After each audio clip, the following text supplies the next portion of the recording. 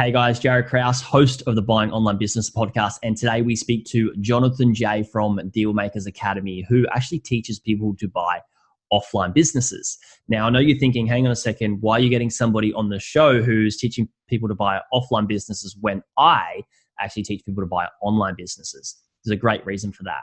And that is that I spoke to Jonathan J not long ago, and we worked out there's so many great things that that are being done in the offline space when buying businesses that aren't being doing in the online space, and vice versa.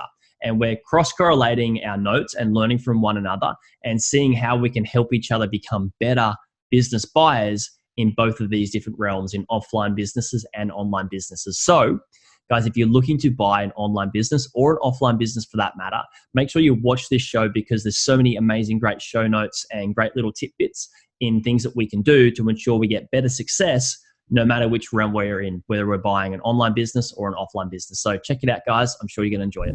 Today's episode is brought to you by Investors Club. Investors Club is a paid members-only marketplace for serious buyers interested in proven businesses that aren't listed anywhere else, because sellers sign a 2-month exclusivity agreement to only list with the membership. Now, there's also no purchase fees or commission, meaning the seller nor the buyer ever pay commission in any deal. Each listing has next level metrics to make due diligence far less time consuming, making it quicker for you to seal the deal. With a membership, you have access to a no fee escrow service, and they have great Q&A support available for both buyers and sellers. I'm a member myself, and a lot of thought and effort has gone into this service. However, there are a limited amount of seats available for this membership, so go and check them out at their URL, which is investors.club. That's investors.club.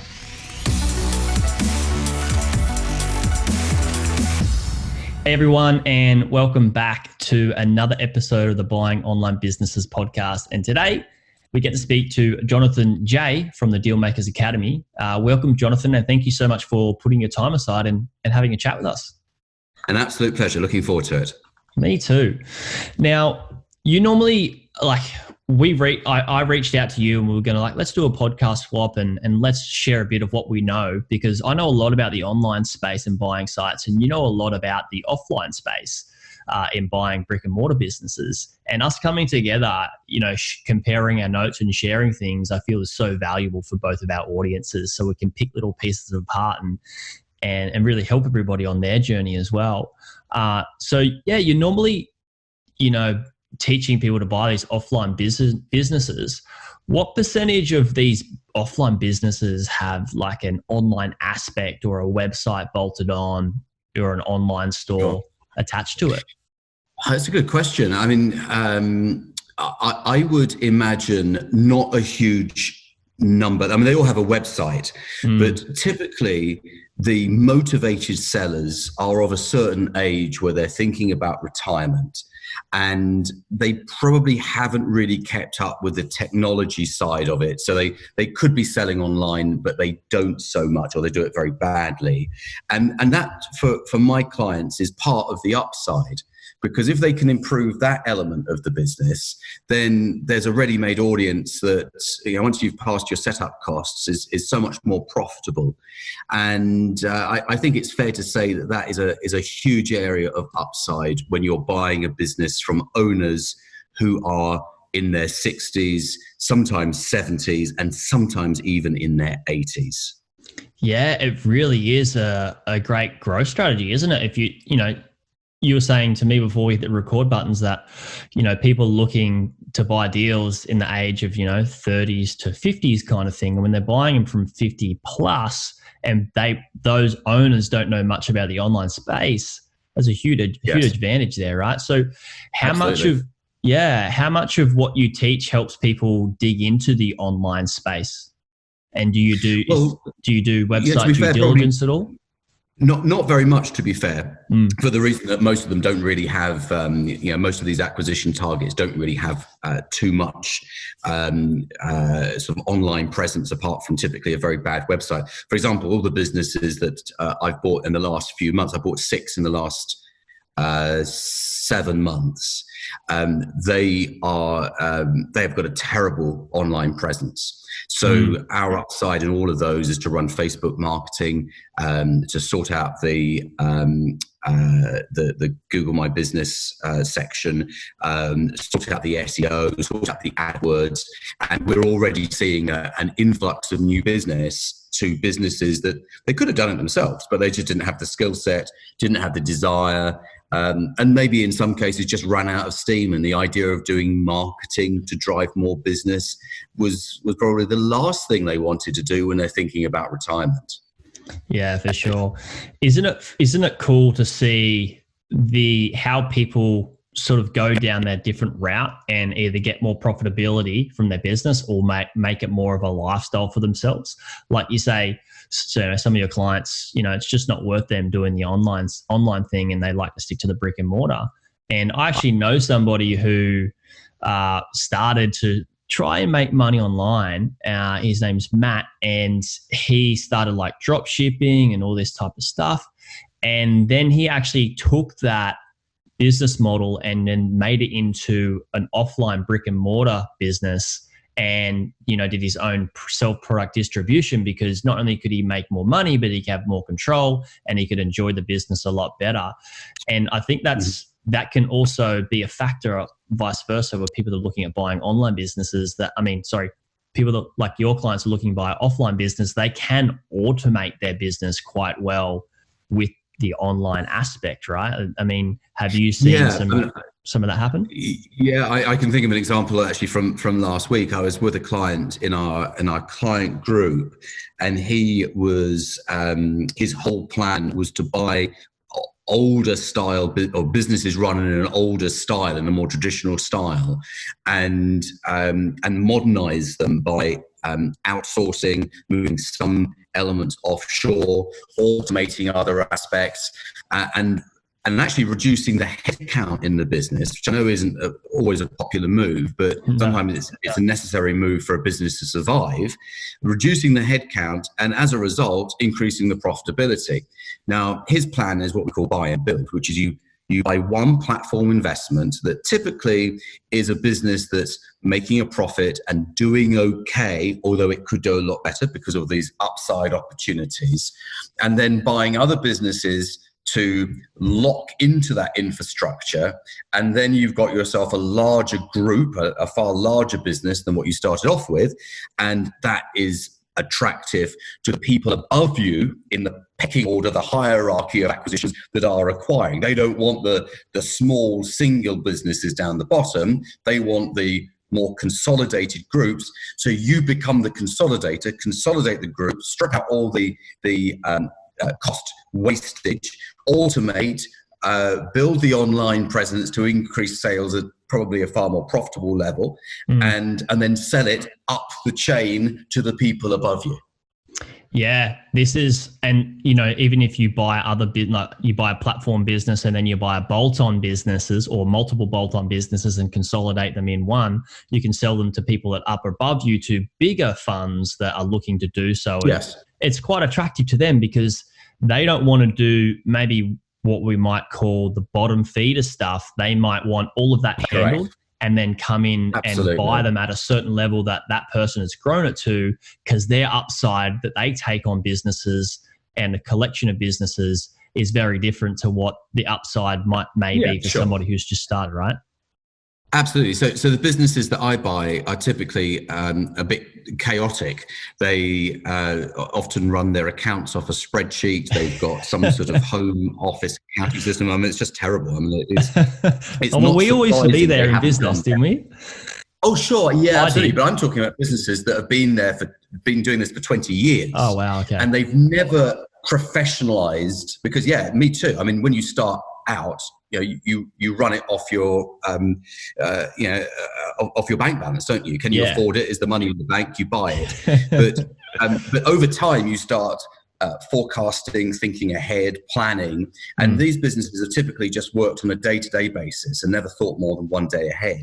So you can professionalize the aspects of a business that are very important to those acquirers above you in the chain, which is very clean financials, very clean HR. So, again, I'm buying businesses where people aren't on proper contracts, and it's just, it is a bit of a nightmare. To be fair, it's not my nightmare. I outsource it. I mean, I am a great believer in, if you don't know how to do something, get someone else to do it for you. So I outsource all of that.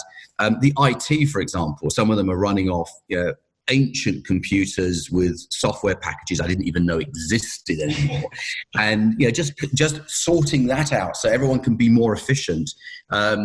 And we're aligning all the payroll dates from all the different companies. Everyone's paid on the same day. For example, in some of these businesses, the customer money is collected by bank transfer. So they send an invoice to the customer, and then the customer really kind of chooses when they pay. I mean, do I get on my phone and pay now, or do I leave it a couple of weeks before I pay this invoice? So we're putting everyone onto direct debits so that on the first of the month, we've got the majority, apart from the direct debits that obviously are going to bounce, there's always going to be a few, but we've got the majority of the money in on the first day of the month. And having that control is fitting. But that professionalization is so valuable to someone else, because it's very hard to sell a business, as you know, if you don't have very clear financials and can demonstrate what the business is, how the business is performing. So one of the reasons these owners of smaller businesses get very low value for their business is they can't demonstrate the value. They say things like, oh, well, we didn't have a very good year, but next year's going to be better. Well, that's just not good enough, is it? So when we consolidate and we have very clear financials, we can then create clear forecasts, and that gives a buyer certainty. And as we know, certainty equals value. Yeah, definitely. Certainly does equal value. And I'd like to come back to your point about, us doing things from a bank balance and spreadsheets and all that sort of stuff. Actually, I love spreadsheets and I still use them, but I don't think people use them well enough, especially when you're, reducing the head count of a business, which I've personally done with my own business before. And the key quote or thing that I want people to understand and get, these listeners that are listening to this podcast, is that what doesn't get measured doesn't get managed. So I'm going to say that again. What doesn't get measured doesn't get managed. So you should be measuring everything, not just from your financials, but also your marketing, also, what your employees are doing and what their results are, and seeing if that's actually working and how can you make that better. And by knowing what their measurements are, and I'm talking about like CPA, which is your customer acquisition price, lifetime value of a customer, knowing all this sort of stuff is valuable, right? And that's where you can get certainty and you can sell that to somebody who wants to buy a business. And it's just 100%. More levers to pull, you get to see where the upside is better, and it's just more clarity. And certainty is easier to finance. So a buyer can finance certainty far better than someone who doesn't know what's happening. May I give you an example from just 2 days ago, please? So on Saturday, we ran, so my investments, my current investments are all Children's Day nurseries. And on Saturday, we ran an open day, which is essentially parents bring their children into the nursery. They're thinking of, they're either their babies, they're very young children, or they're thinking of changing the nursery that their children they're just sussing it out. Now, yeah, exactly. So 3 of these nurseries, so we ran 5 open days on Saturday.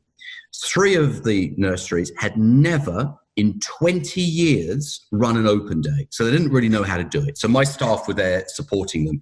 And quite simply, the parents come through the door, you welcome them, you give them a tour around, and then you sign them up. I mean, it's not complicated, but they'd never done that before. So they had completely relied upon people walking in off the street and signing up of their own volition. They'd never done what effectively is a sales event. So we had sign-ups at 4 of the nurseries. The 5th, no one signed up. 2 of the nurseries were very good, 2 were not so good, and 1 was 0. Not too unhappy about that because it was the first time round. Now, because we know the lifetime value of a child, I should say, and we know how much of a client. Look at the way I'm thinking. There's different values in different nurseries, and you can't anticipate that they will stay there for 4 years because some of them are 2 years old already. The babies, 4 years. But we know in some nurseries it's this much, some nurseries it's this much. So on Saturday, we signed up £100,000 worth of business for the next 12 months. And that may well be another 100,000 for the 12 months after that, but we can't count on it because they may all leave in 12 months. But in the next 12 months, on the children that we signed up on Saturday equals £100,000 worth of business. Now, when the staff start to realise that £100,000 worth of business translates into pay rises for them, translates into refurb work, translates into more books and toys and resources for the children, they actually start getting excited about signing up new parents because they see the value of the new parents. And no one had ever in 20 years explained that to them, which I think is just crazy. But there you go. It's the way for anybody listening, is the way that you actually get clients and get people on board with you is building a relationship. And you can build a relationship through having a phone conversation, through emails, through, a digital conversation like what we're having, Jonathan. But the best way to build a relationship is in person. And the best way to build trust is in person. And that's why it's so much easier to do so. So that's a really good strategy. I want to come back to not just growing the sites or growing the bricks and mortar businesses as well, but buying them. And I know that you may be doing very different due diligence to what we're doing. As I teach a lot of my clients that come into my community, the main thing they want to come in is learn first how to do the due diligence and then grow the business. So what are some of the things that you're doing in due diligence for brick and mortar businesses? Sure. Well, we break due diligence into 3 areas: financial due diligence, legal due diligence, and commercial due diligence. So the legal due diligence done by your lawyer starts with, do the people who are selling you the business actually have the right to sell you the business, which is quite important, but sometimes people forget that very early step. And then there's all the aspects of intellectual property, patents, any sort of licenses that the business operates. So all of those legal aspects. The commercial due diligence typically is actually desktop, where you look at reviews, you understand the pricing of the products and services in comparison to competitors. If the location of the business is important, then you want to find out if there's a competitor next door. And sometimes there is literally a competitor next door, which the seller has never mentioned there's one next door. So that's the commercial DD. The largest area is, of course, the financial due diligence.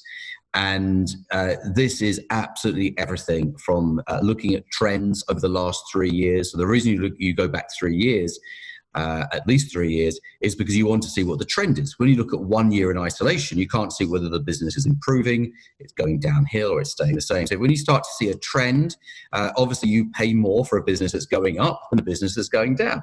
Every single owner of a business that's going down will tell you it's about to go up. Of course they do. No one ever says that, yep, it's going down the pan, and pretty fast too. So we look at the trends. We look at the profitability. How is that being maintained? Sometimes when you see a business that's incredibly profitable, it actually creates suspicion in your mind because you think, how sustainable is that profitability? When you see a business that was moderately profitable 3 years ago, moderately profitable 2 years ago, and this year, oh my goodness, so profitable, you start to realize that what that seller is doing is dressing the business. They're making it look better because they know they are going to be stagnant. It's the equivalent of going on a diet before the wedding. You want to look good for the big day. Yeah. The commercial due diligence and the part of competitive or competitors is fascinating for me. When I first started buying sites, I never really looked at the competitors and what they were doing. and didn't really pay much attention or understand how important it actually was until I started buying bigger and bigger businesses. And I've realized that, hey, I'm not just going to buy a business here, but I want to understand the risks and minimize them, and then also grow the business as well. And that you can learn so much just by looking at your competitors and what they're doing. And I'm glad that that's a huge part of buying brick and mortar as well, because, you know, you may have a competitor that's actually literally across the street or next door. What are they doing that's working? And can you, you know, skim off that and do the same? And we do this with online businesses. I see, you know, what sort of offers are they giving? You know, what sort of way are they getting people on their email list? What type of marketing are they doing? What type of SEO are they doing? And all that sort of stuff is very important. Yeah, I mean, we often do a mystery shop. So we call up the competitors and we name drop the business that we're thinking of buying, and along the lines of, well, look, we've been looking at a couple of suppliers, we've been looking at XYZ, which is the business that you're buying, as well as yours. Can you tell me how you're different? And quite often the salesperson who loves to talk, and sometimes they're very unprofessional, they knock the competition, but you actually find out, you know, whether it's true or not, you find out what other people are actually saying about the company that you're thinking of buying. And if you start to hear the same thing again and again, and you haven't heard that from the seller of the business, then that's something that there's maybe an element they haven't disclosed to you that you should be digging a little deeper into. I love that strategy. And this is something that we can certainly take and use in the online space. Is you can either call up competitors and see what they're doing differently, and just pretty much say the exact same thing as you did there, is like, hey, I'm looking at purchasing this product from here, A, B, or company C. I just want to know, like, what, you know, why yours is different and why you have the reviews you have and whatnot, and do that with a multitude of different online businesses. And you can end up learning so much more about not just the business you're looking at buying, but the competition as well. So I love that share there, Jonathan. That's absolutely amazing. And when you come to buying these sites, not just websites, brick and mortar businesses. I'm really stuck in the online world here. I need to cross correlate and learn so much from you guys.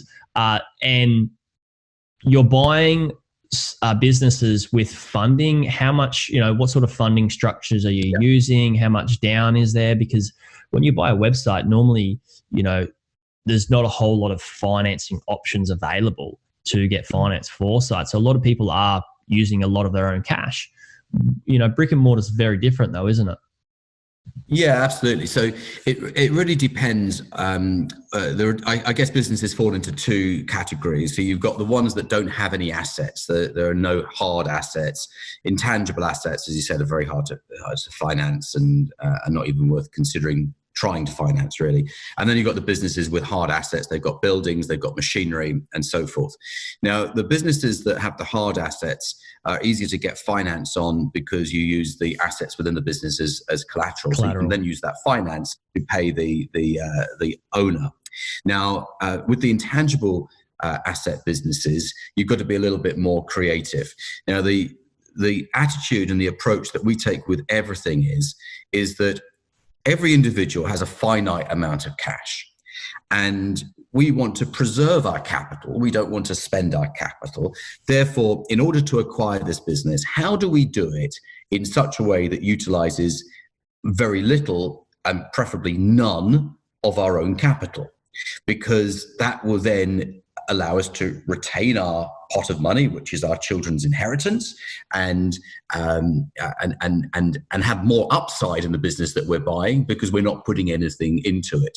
So there's several different ways of structuring the deal which don't require any money on completion. And then you can also do that, of course, with the asset-rich businesses because you can finance the assets to provide the money. But whatever we do, we want to de-risk the transaction so you put minimum amounts of your own cash into it. And sometimes people say, well, Jonathan, what about legal fees and due diligence fees? You know, that requires your own cash. Well, no, not really, because we always instruct our lawyers and our due diligence people to invoice the company that we purchased. So the company that we purchased effectively pays its own acquisition fees. So again, nothing out of our own pocket. So that's how we do it. And I've summarized in 90 seconds what takes us months to teach in detail. But that is effectively what we do. Yeah, excellent. And when you're financing something, are you doing different sort of structures in how you do finance it? Like, is it like if somebody can't get it all financed, are they putting a bit of cash in themselves, or are they getting finance from different companies to put together? And does that happen? Yeah, so that's unitranche, where you take finance from several different places to do that. I mean, it depends on the size of the deal, to be fair. So the larger the deal, the more creative you have to be, and maybe financing the assets isn't enough. Maybe there's some sort of acquisition finance loan. Maybe you're combining it with some sort of refinancing of the debtor book, so that the customers, the business customers that owe you money, you can finance maybe 80% of that, and maybe it does require some of your own cash. But the first port of call is, how do we do this without spending any of our own money? Because why would we not try to do that? I mean, why wouldn't we? I mean, as investors, we should be doing that for sure. Yeah, absolutely. And the bigger the deal, most individuals don't have millions of pounds sitting around to put into a deal. I mean, it just isn't feasible. So, but that doesn't stop people from buying large businesses. So we've got to be more creative with it. And you see, the uninformed business buyer will go to their bank, say, I want to buy a business. The bank manager will say, how much is it? And then say, well, you've got some equity in your property. We can give you a loan using your property as collateral. Use that money to go and buy the business. You give all the money to the business owner, who sails off into the sunset on their world cruise, and then you're left with this business. You've got to figure out how to make successful. And your own personal assets are collateral as well. Well, exactly. Yeah. And some businesses, especially these businesses that are very intangible, all it takes is a couple of major clients to leave and you've got yourself a problem, which is why it's all about de-risking that acquisition, de-risking it to the point that if it completely messes up, you've only lost your time. Yeah, very important to understand. If you guys listening didn't really pick up on what Jonathan said, there was a key word that he mentioned 3 times, and that word is being creative. So that word is creative. And in finance, be more creative. Like, I've seen people buy deals or buy businesses with credit cards if they've needed to, and different structures. Maybe a credit card isn't the best approach, or a personal loan may not be the best approach. But the more you think about this, the more people you speak to, the more finance brokers, the more options you can see that you have, and the more creative you can become. And I like being creative in different ways that you can negotiate or structure the payment of the deal, for the payment of the actual business. So are there different ways that you structure how you pay the business to minimize risk as well? Is it sometimes, Jonathan, in the brick and mortar space, that you will pay a down payment, or do you pay most of it all up front, or do you structure it in different tiers and pay it out monthly or annually in different ways? Are those options and creativity going around with that? So I think that most sellers want to feel that they've won when they sell. They want to feel good about it. So typically there is some payment on completion, and that might be enough to clear their credit cards, clear their mortgage, whatever it might be. But it's something that's got to make them feel good. Having said that, I've also bought businesses where nothing's been paid on completion and everything's been paid in the future. But there are less of those. You've got to dig a little deeper to find those.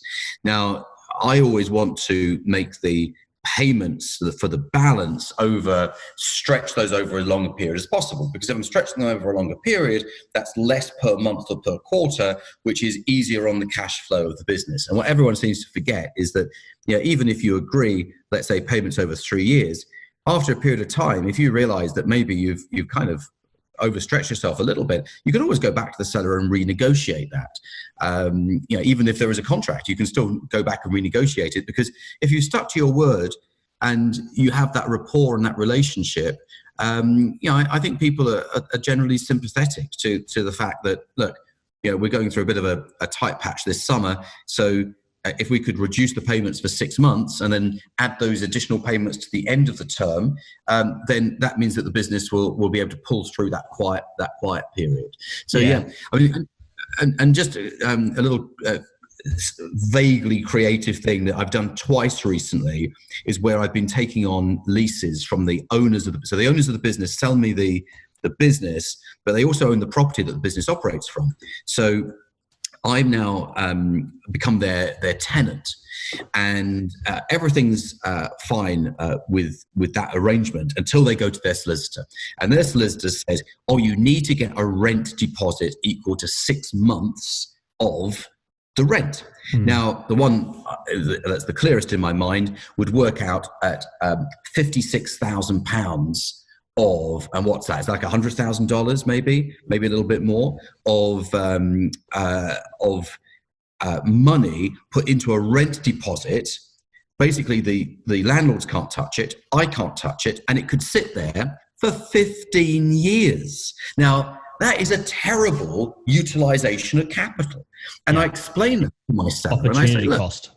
Yeah, I said, look, if I put £56,000 into your bank account that you can't touch, I can't touch, what benefit is that to anyone? Now, there are benefits to the landlord, obviously. That's the benefit of a rent deposit, but I don't want to dwell on those. But I explained to them how it's just a very poor use of our capital. So I say, look, why don't I pay you 6 months rent in advance? Because the moment that hits your bank account on completion, you can spend it. So in their heads, they're actually getting more money, even though it's the same money that they would get over the next 6 months. And from my perspective, I'm thinking, well, I'm going to pay this out over the next 6 months anyway. Exactly. So I might as well give it to them up front because, well, why not? Then actually it helps the business flourish a little better when you haven't got the pressure of a monthly rent payment as well. But so it's having these creative solutions that allow you to get the result that you're after. Yeah, and I'm always big on, like, I was going to bring it into negotiations now, but before we talk about that, I'm always big on what you said is, like, if you've got a good relationship with, the seller, then, 12 months down the time, they can be sympathetic to you and you could renegotiate, terms and payments and stuff like that. And absolutely. I always come back to this thing that I always teach my clients, and all of my audience know that I'm huge on building relationships, not just with the seller, but the broker and absolutely everybody involved in the deal and in the business, because the opportunities that can come from it later down the track are absolutely amazing. And maybe nothing comes from it, but if you need to be able to lean on somebody, you can. And we don't do that. We don't build relationships just for us to be able to take advantage of them, but also they could, we could be, for a very little, small thing or gift or something that we could do for somebody, that could be a massive advantage to them. And that's goodwill that can come to us, in the future. Whether you believe in good business karma and all that sort of stuff is up to the individual, but that's so important. It can't do any harm. If you get on with the seller, it really, you don't want a tense relationship. It can't benefit you.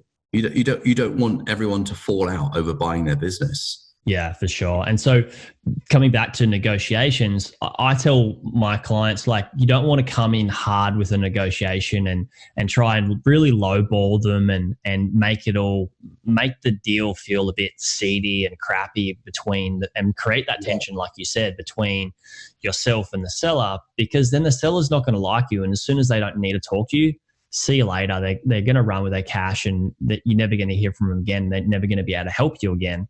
So I like to be fair, have a solid price and present it and be fair with that, and try and build upon a relationship with that. And like you said, creativity is a big part in how to do that, to make sure the seller's happy and you're happy. But how do you go about negotiations with your brick and mortar businesses and with those clients that you have? Okay, so when it comes to talking about price, the value of the business, that's the bit that everyone feels a little bit uncomfortable about. The seller feels uncomfortable about it. The buyer feels uncomfortable about it. So, and everyone is nervous about this whole negotiation element. Now, I take a different approach. I know what I'm willing to pay because I know what multiple of profit I'm comfortable with. And I know to a certain degree what their profit level is from their accounts. Obviously, I'm not getting the whole story, and those accounts might have been filed 10 months ago, so they could still be, a lot could have changed since then. So I ask them what they want. What do they think it's worth? I get them to tell me. And then in my head, I'm saying, is that above the number I'm willing to pay, or is it below the number I'm willing to pay? If it's below the number I'm willing to pay, I won't agree immediately, because otherwise I look a little bit too keen, but I'll agree with it, because if that's what they're happy with and it's below the number I'm willing to pay, well, why not? I mean, yeah, okay, I could negotiate to try and push them down even harder, but I haven't got time. I've got other acquisitions to do. So if I can just say, you know what, I think you're being fair. I've spoken to my colleagues. They think that that is the right price. We could negotiate it backwards and forwards for the next 3 months, but why don't we shake on it now, and then we can move ahead and get this deal done.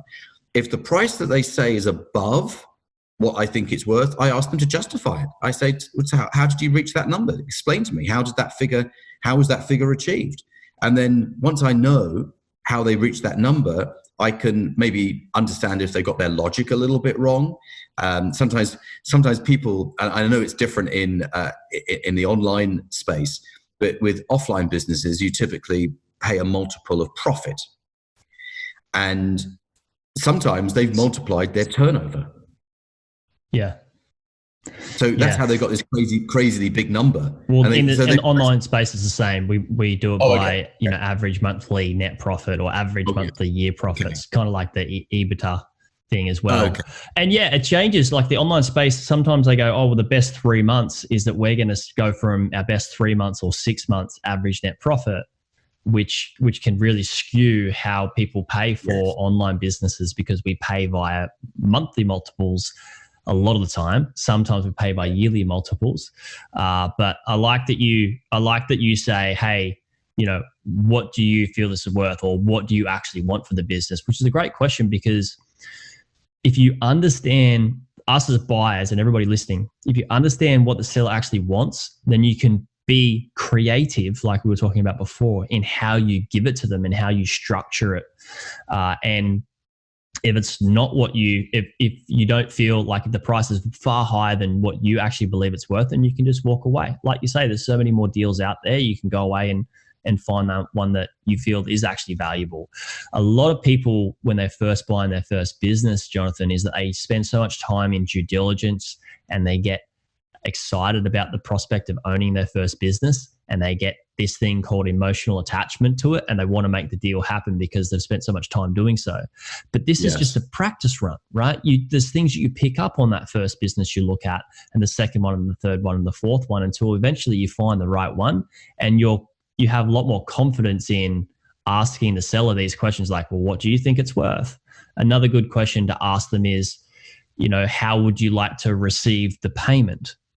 And that question is important, because it could be, especially for the online space, I know it may be different offline, but maybe they want less cash up front if you pay for the whole thing, or more money but paid out over time. And that's a really good question to ask. So yeah, I think Can I give my version of that? Please do. It's so similar to what you've just been saying. This is what I say word for word. I say, let me explain to you how these acquisitions are structured. There is typically something paid on completion, and that's when everything is signed and the legal transfer is complete. And then we pay a balance over a period of time, anything between 3 and 5 years. Now, the amount that we pay on completion is entirely dependent upon your immediate financial requirements. For example, are you going to go out and buy a Ferrari the next day? And they always laugh and they go, no, I'm not going to do that. Okay, fine. So if you don't need to buy a Ferrari, that allows me to start to work out how much is appropriate to pay on completion. What do you feel that number should be? Yeah. So really the same as what you've just said, but just in a different $100,000, yeah. Yeah, and then they give me a number, and then I ask them to justify that. And then the balance is put, I've already said 3 to 5 years. I start at 5 years, and 3 is my sort of my minimum. Yeah, 3-year multiple. No, a 3-year earn out, I suppose. Okay. of that deferred consideration. So the balance paid over a 3-year period. Yeah, great.